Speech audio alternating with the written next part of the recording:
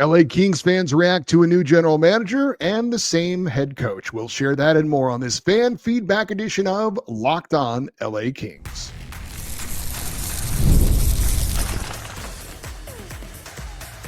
You are Locked On Kings, your daily podcast on the Los Angeles Kings, part of the Locked On Podcast Network, your team every day. Hey, Kings fans, welcome to Locked On LA Kings, part of the Locked On Podcast Network, your team every day. Thanks for making Locked On LA Kings your first listen every day. We are free and available wherever you get your podcasts and on YouTube. I'm Eddie Garcia, your host of Locked On LA Kings. I've worked in sports media for the past 30 years, also co-host of Locked On NHL Game Night, a nightly podcast and YouTube show that recaps the night in the NHL. New episode out right now. And a passionate LA Kings fan for over 30 years. It is time for another LA Kings fan feedback show. Lots to react to this week, as you might expect, with the hiring of a new general manager, Ken Holland. Apparently, I'm combining the coach and GM. Ken Holland, and the decision to keep the old head coach, Jim Hiller. And that, of course, is something that a lot of fans wanted to react to. So let's get into it. Our first email comes from Jim. He's in Janesville. And I had to look this one up because I'm kind of a map and geography nerd. So I was happy to do so. Apparently, Janesville, which I had never heard of before, and I've done a fair amount of traveling in California, not too far from the California-Nevada border. It's in Lassen County. The biggest city it's the closest to is Reno. And I'm assuming this is Janesville, California, and not Janesville, Wisconsin, Janesville, Minnesota, or Janesville, Iowa. Anyway, Jim says, every day are here. Love that, Jim. Wanted to drop in a few thoughts. First, I hope all is well for you personally. Times can be challenging, or times can get challenging. That is very true. He says there is no coaching change. I would question if there was no coaching change, I would question the need for a Ken Holland hire. A less experienced candidate would make more sense if few changes are anticipated. Hiller was fine during the season, but he panicked in the crucial moments of the playoffs and did not accept responsibility for the team's collapse. Perhaps he will learn, but as you rightly stated, the time for patience is over. Keep up the good work. And again, that was Jim in Janesville. First off, interesting that you mentioned times can get challenging. I have shared this on the weekly podcast that I've done for almost 20 years, the Puck podcast. I will share it here briefly. Things are a bit challenging right now for my family, specifically my wife's family. We actually had a big cancer scare with my wife. Fortunately, she's okay. However, her mother and her younger sister are both going through pretty challenging cancer battles right now. Obviously, I'm grateful my wife is okay, but tough to see her going through that with her family. So there's that. Definitely puts a lot of this stuff in perspective. As for the comments about Ken Holland being hired and not making the coaching change, I tend to agree with you. If we weren't going to do a lot, maybe it did make more sense to bring in a younger coach with general manager with some different views on things. That said, I still am not down on the hiring of Ken Holland.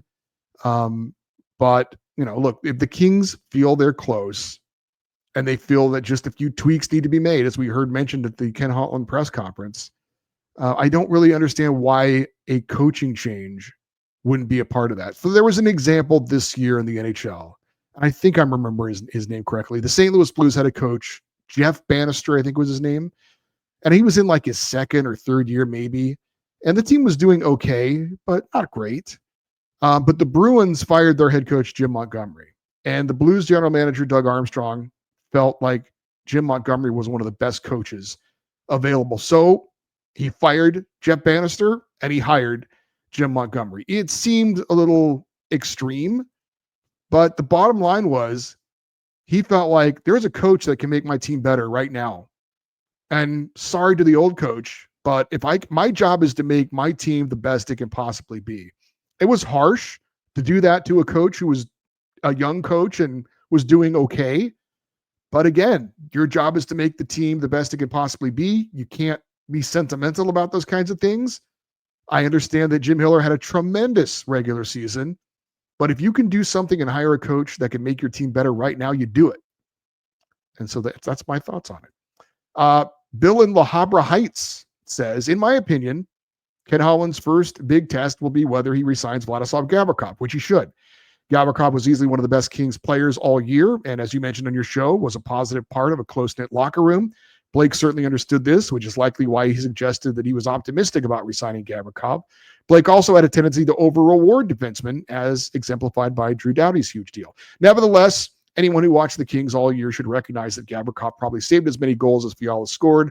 Holland didn't have the luxury of seeing him this year, and that may underestimate his value to the team. I certainly hope not. My best scenario would be to have Doughty's aforementioned huge deal reconstructed, or restructured, I should say, to open up some room to sign Gavrikov and to potentially get another goal-scoring threat. There were many times during the year when the Kings couldn't score, and having another B-plus threat seems critical. Lastly, I hope Luke can get a satisfactory play-by-play guy. We've been spoiled with Miller, Nixon, Fox, and Evans as broadcasters, and those are some big shoes to fill. These are just my thoughts as a guy who's been watching the Kings since about 1980. Like most of us, I know hockey just as well enough to think I'm smarter than I really am. Thanks as always for the insight and objectivity. I remain a faithful everydayer, and that is Bill in La Habra Heights. I like that, Bill. You are just smart enough to be dangerous. First off, I will have to let you know, and I know that there are some who have made this mistake as well, but the NHL does not allow restructuring of contracts. They do it in the NFL. They do it in the NBA. I don't know if they do it in baseball or not. They do not allow it in the NHL, so they cannot restructure Drew Doughty's contract. It's not allowed. As far as Vladislav Gavrikov, I agree with you. I think that they should re-sign him. He was great this year. He's an important part of the team. He's one of the top unrestricted free agents available. He wants to stay here. Of course, the question, though, is how much is he going to want and how long of a contract does he want? He is in a great situation where he can demand a pretty hefty contract. And if the Kings don't give it to him, somebody else will. So even though I think he likes it here, even though I think he prefers to stay here, the Kings are going to have to pay for him. So we shall see. I don't know what the number is. For what it's worth, you talked about Rob Blake overpaying for a defenseman. Ken Holland paid Darnell Nurse $9.25 million per season, an 8-year, $74 million extension, and he got a lot of heat over that deal. So I don't know if that would play a factor one way or another in him signing Vladislav Gavrikov, but certainly something to keep an eye out for. As far as a new play-by-play voice for the Kings, very intriguing. Obviously, me being in broadcasting, it's probably a bigger deal to me than it is for just the average fan. I don't know. But it's LA. I mean, this is a big job. This is a job I would think that other teams or other broadcaster from other teams would be interested in getting, being in this media market. Of course, just like with players, it all comes down to what are the Kings paying. But there are some good broadcasters out there. I don't know. I don't have any names to give you, but again, I think it's a very attractive job. And I think the Kings should be able to go out and get a very capable play-by-play man with experience to be the next voice of the Kings. Brian in Los Alamitos says, in true Kings fashion, the team has hired a new GM just to run everything back and expect a different outcome. As you said, the roster's solid. The only logical change is to hire a new head coach with championship experience, but instead, they're going to stick with the same old way of doing things. With regards to free agency, do you think LA is an appealing destination to superstar hockey players, knowing they are playing in the shadow of the Dodgers and Lakers? Do you think a player like Mitch Marner would ever come to LA because his brand would suffer? How much praise would Kopitar, Kempe, and Doughty receive from hockey writers if they played in Chicago, Detroit, Boston, or Toronto? What do you think? And which star players will be available? That is a great question as far as, is LA an attractive hockey destination? We know the city itself is an attractive destination, but I think it just depends on the individual. You talked about Mitch Marner's brand. I mean, does he get a lot of commercials in Toronto or in Canada? I don't know. I don't live there, so it's hard for me to say. He won't get those here in the United States or even in Los Angeles, most likely, unless he comes here and just sets the world on fire. So I think the benefits of coming to LA for a Mitch Marner would be getting out of that Toronto fishbowl. He can come here, make his money, live in a big city, and enjoy those things, and he will not have any of the outside noise that he gets currently being in Toronto. So I do agree with you. If Kopitar and Doughty had played in Boston, Toronto, I'm sure they would have much higher profiles as players. As far as, who's available, the big names out there, Mitch Marner is by far and away the biggest name out there. And that's why he's going to get a truckload of money. Sam Bennett is not a star, but I love that guy. Unfortunately, he plays center and we don't need a center, but he's skilled. He's nasty. He's a winner. I think Brock Besser is probably the guy we're looking to add.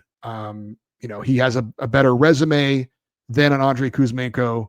I think he would be an upgrade. He's looking for a new fit. And if the Kings are willing to pay him, I think that would be it. Nikolai Ehlers is another guy that the Kings maybe could be interested in.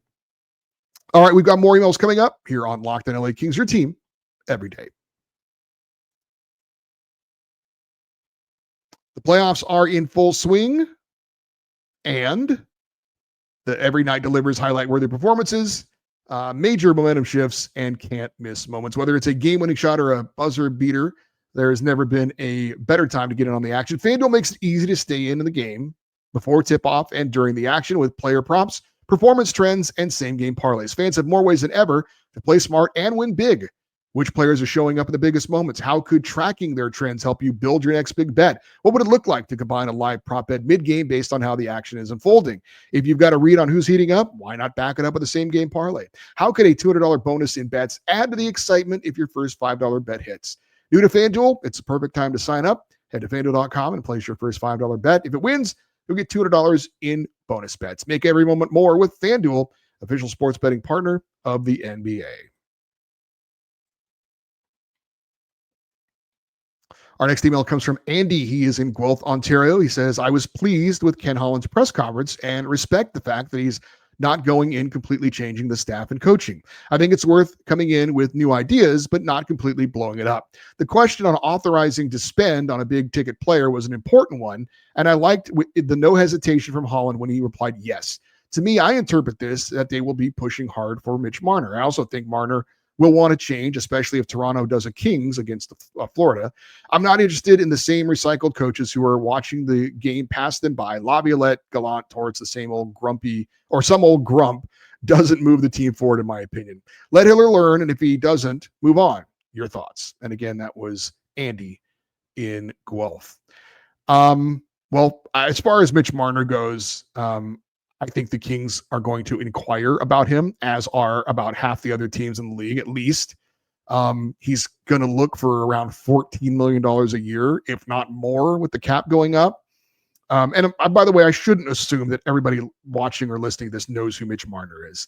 Mitch Marner is a 28-year-old winger, a skilled playmaker for the Toronto Maple Leafs, 102 points this year, which is a career high, 27 goals, 75 assists.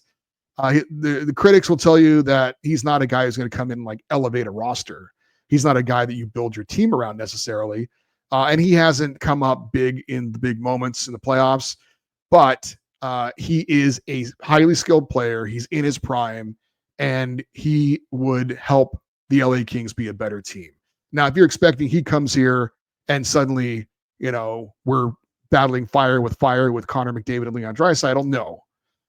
But he could make the Kings better, and obviously the Kings should be interested in trying to make their team as best they can. And while he's not McDavid or Draisaitl, he's still a very highly skilled player that can make the Kings more dangerous.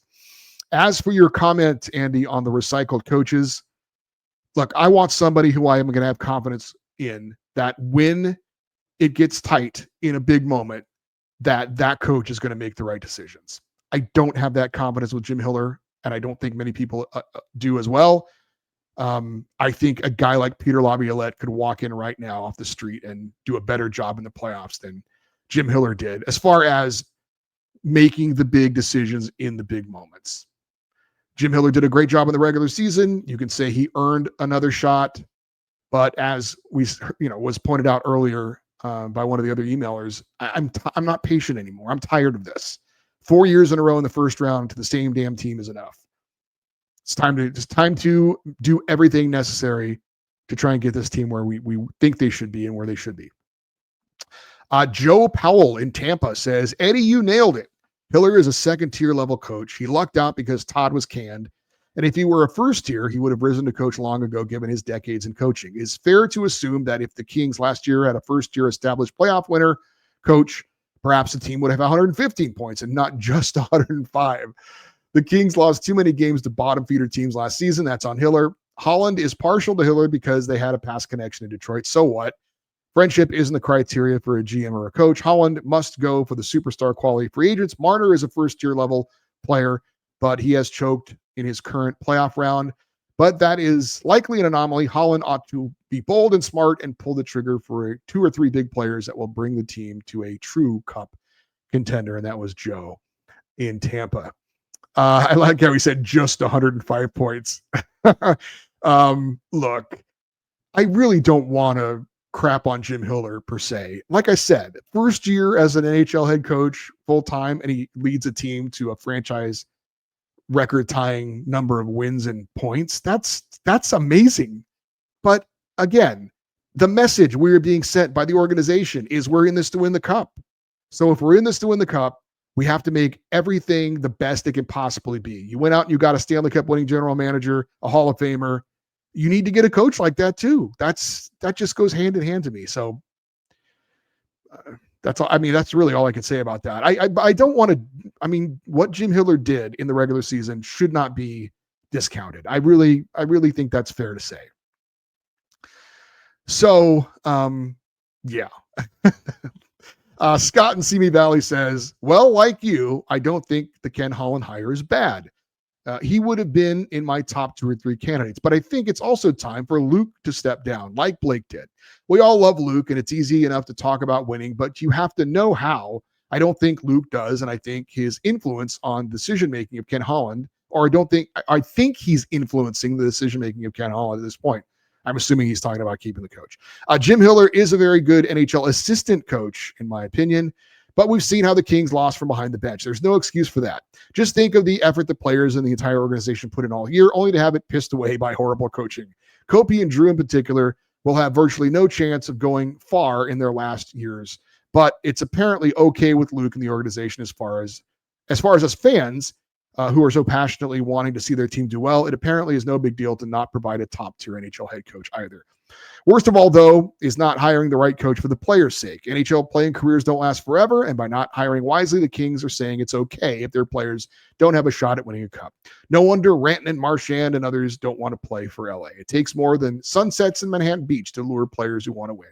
Thanks, Eddie, and go Kings go. That is Scott in Simi Valley. I think we all knew or felt strongly that if the Kings didn't show progress this season, that was going to be the end for Rob Blake. And that's what happened. I get the feeling if Ken Holland if that hire doesn't result in progress, I think Luke will be out in the near future as well. Now, if it does, then that changes things and we'll all be happy, I suppose. But I got a feeling that Luke's on his last couple of years here. Don't know that. That's not a fact. That's an opinion. As for players wanting to play here, I mean, in the end, money talks. If the Kings are going to pay, then they'll get whatever player they want. I know Mikko Rantanen said he didn't want to play here, and he didn't want to play in other places as well. He had apparently a specific want, and maybe that was specifically going back up against the team that traded him away and trying to get some revenge on them. But ultimately, I do think if the Kings pay, players are going to come here. Now, if they're, they can't certainly rely on, hey, this is LA, this is a big market, you should want to come here, then the weather's nice. No, it's about the money. And if all things are being equal, I do think that the LA market is hurt by the way the Kings play, because you're not going to put up big numbers coming here. If Mitch Marner comes here, he's not scoring 100 points next year. I guarantee you that.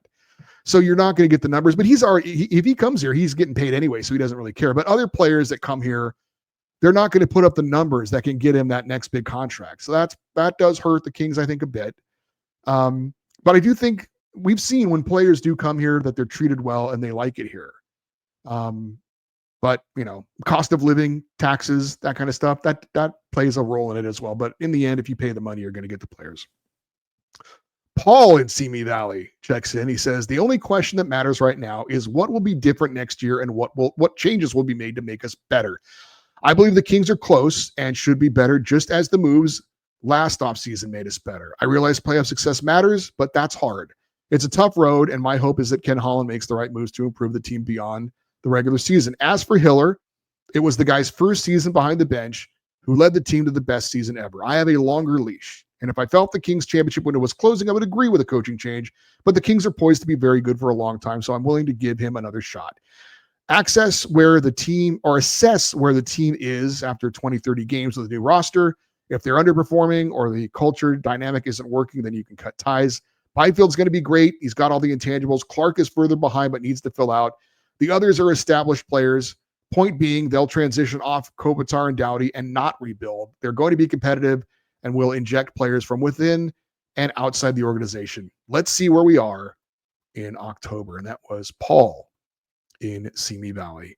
More of your emails coming up here on Locked In LA Kings, your team every day. There is nothing like playoff hockey, the energy, the rivalries, the nonstop action. With the Stanley Cup playoffs heating up, there has never been a better time to see it live, and Gametime makes getting in the building fast and affordable. Gametime gives you last-minute ticket deals, zone deals for deep discounts, panoramic seat views, and all-in pricing with no hidden fees. Plus, ticket prices often drop the closer you get to the puck drop, so you can score big without overpaying. Seeing my exact seat view before checkout gives me total confidence. Gametime includes fees up front and backs every order with their ticket coverage guarantee, covering cancellations, job loss, and even offering 24-hour returns. Oh, and speaking of planning ahead, NHL schedule releases are out, and you better believe that I'm already looking at my fall calendar and picking which games to hit. Gametime makes scoring NFL tickets just as easy. Take the guesswork out of buying tickets with Gametime. Download the Gametime app, create an account, and use the code LOCKEDONNHL for $20 off your first purchase. Terms apply. Again, create an account, redeem the code LOCKEDONNHL for $20 off. Download Gametime today. Last minute tickets, lowest price guaranteed. Ed in Brea is checking in. He says, I applaud Luke for listening to his conscience for the hire. Ken Holland has proven that he can be a finisher. In-house or former Kings players like Dave Taylor and Rob Blake struggled to get over that mountain. Rogie Vachon had success like trading for Gretzky and getting the Kings to the Cup final, but it took an outside hire like Dean Lombardi for the Kings to finally win our 2 cups. Difference is Holland has had success already, so that's a major plus. As for Jim Hiller, I'm cool with him staying for now because he did have an excellent season. Now he needs to have postseason success. With that said, he is officially on the hot seat. It took an experienced coach like Daryl Sutter to get the Kings over that last mountain. I want to make a guarantee. The Los Angeles Chargers will go undefeated and win the Super Bowl this season. Keep up the nice work as always. Go Kings, go. Oh no, that was Ed in Brea. Why would you do that to my wife, Ed? I thought you were friends with her. We did have a couple of non-Ken Holland, Jim Hiller questions. This one comes from Donna in Thousand Oaks. She says, I haven't heard, actually, I lied. This is a Ken Holland question. I haven't heard anyone really mention it, including you. If Rob Blake's best moves were Kevin Fiala and Darcy Kemper, and his worst moves were Pierre-Luc Dubois and signing Cal Peterson, what is the equivalent highs and lows for Ken Holland in Edmonton? Thanks for all your hard work. Go Kings, go. Donna in Thousand Oaks. Well, we talked about the Darnell Nurse signing, but Ken Holland had a Cal Peterson moment as well, and it was a former King. In 2022, he signed Jack Campbell to a 5-year deal that paid him $5 million per season. That did not work out. Campbell was not good. He got sent to the AHL like Cal Peterson, and the Oilers ended up buying out the final 3 years of his contract. As far as some of the highlights for Ken Holland, he went out and signed free agent forward Zach Hyman, who then went and was a 50-goal scorer. The Evander Kane signing has certainly worked out, unfortunately, for Kings fans. He also made a nice trade for Matthias Ekholm. The offer sheets that the Blues made to the Oilers that got Dylan Holloway and Philip Broberg off the team there in Edmonton, I think that was after Ken Holland. But even if it was with him still there, I don't know that that's something you blame a lot of general managers. So like every GM who's been around long enough, certainly hits and misses for Ken Holland. Hopefully more hits than misses in LA. Our final email comes from Don in Torrance. And he says, I know Darcy Kemper had a great year, and I'm sure he can be at least solid again next season, but will either of the Kings' 2 young goalie prospects be ready to be the Kings' full-time goalies after next season? How long does it take for a young goalie in the NHL to be ready?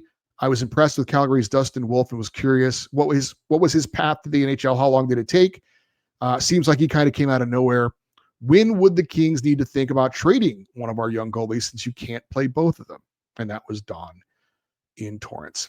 As for Dustin Wolf, who, by the way, was born in Gilroy, California, he's 24 years old.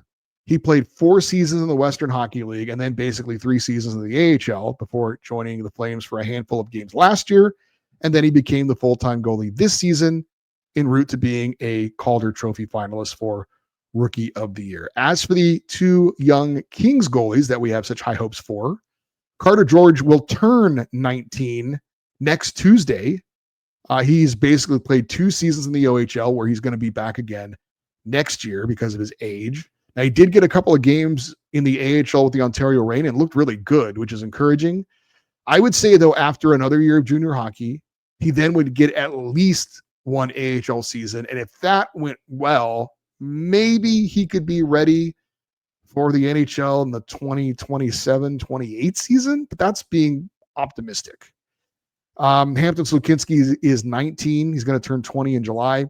He's played 1 season at Western Michigan University where he backstopped the Broncos to the national championship this year. And while Carter George is under contract with the Kings, Slukinski is not. He was drafted by the Kings, so they hold his rights, but he still has to sign with the team. And keep in mind, college hockey players who play 4 years of college hockey become unrestricted free agents if they are not signed by their teams when they graduate, and then they can sign with any team. So that's something to keep in mind if Slukinski decides that Carter George is the Kings' main target as far as their future goalie. He might say, I need to go somewhere else to get a chance to play, and that might force the Kings' hand to trade him. Again, it's just something to keep in mind. But again, as far as Carter George and Hampton Slukinski are not going to be ready to play after next season in the NHL. Neither one of them. That's why Eric Portillo's status to me is really important. This last year with the Ontario Reign didn't go great for him. He had a lot of injury issues, and I still don't know what his issue was where he missed the end of the season. So that question needs to be answered. But if he's healthy, I think Eric Portillo is the backup goalie for the Kings next year. And then if that goes well, he's either 1A, 1B with Darcy Kemper, or he gets a shot at being the number 1 goalie for the LA Kings. But if he's not healthy going into this season, then the Kings are going to have to go out and probably find another veteran. Maybe they give David Riddick another chance. I don't know. But the health of Eric Portillo I look at him as like the bridge to Carter George and Hampton Slukinski. So Portillo's status is a big question mark, and we'll have to wait and see what that is as we get ready for next season. Thank you to everyone who took the time to email this week. This show is literally not possible without your participation. If you would like to send an email for a future show or for any other reason, LockedOnEddie is the email address, lockedoneddie@gmail.com, I should say, EDDIE. And you can always leave your comments if you're watching on YouTube in the comment section. We appreciate that. For you everydayers, those who listen and watch Locked On LA Kings every day, coming up on our next show, we'll have more player spotlights, looking at players from this past season and how they project going forward into next season. Would love for you to stay interact with the show on social media, X, Twitter, Instagram, TikTok. We are at Locked On LA Kings. I'm Eddie Garcia. Thank you for listening and watching Locked On LA Kings, part of the Locked On Podcast Network, your team every day. Have a great rest of your day. We'll talk to you next time. And as always, go Kings, go.